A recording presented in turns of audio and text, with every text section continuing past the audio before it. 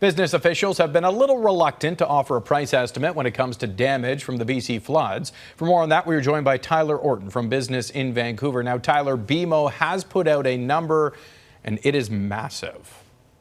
Yeah, economists are pegging the damage at $7.5 billion at least, and they're using the 2013 Calgary floods as a jumping off point.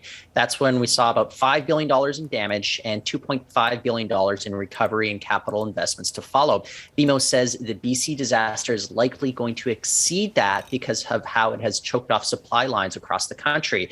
There will be a bigger national economic impact as well. For example, the month of the Calgary floods, we saw that the national GDP contracted 0.4%, and it's likely going to be much bigger this time around. So already the bank has downgraded BC's economic outlook. It was pegging it at 5.3% GDP expansion for the year. It's now down to 3.8%, all because of last week's floods.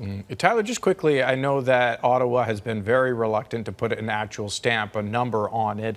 Would they take numbers from economists like this, from BMO?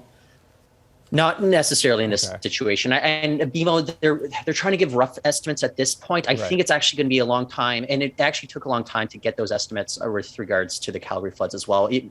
We're looking weeks, maybe months until we get rough estimates from government. They really did. I was in Calgary at the time. I believe it took 2 to 3 months even before they started doing those rough estimates. Okay, let's talk about something else, because we've seen Canadians go down to go get gas in the U.S. For some, it costs them $5,700. But once they clear that up, the Biden administration has made a rare move hoping to make gas cheaper. Tell us about this.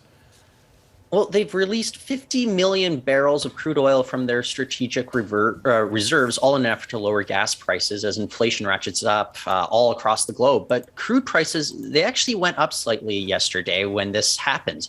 And some experts are saying it might take weeks or months for the full force of this plan to be felt. But other experts are pointing out that 50 million barrels, that's about half of what the globe uses each day. It might just be a bit of a drop in the bucket over a long period of time.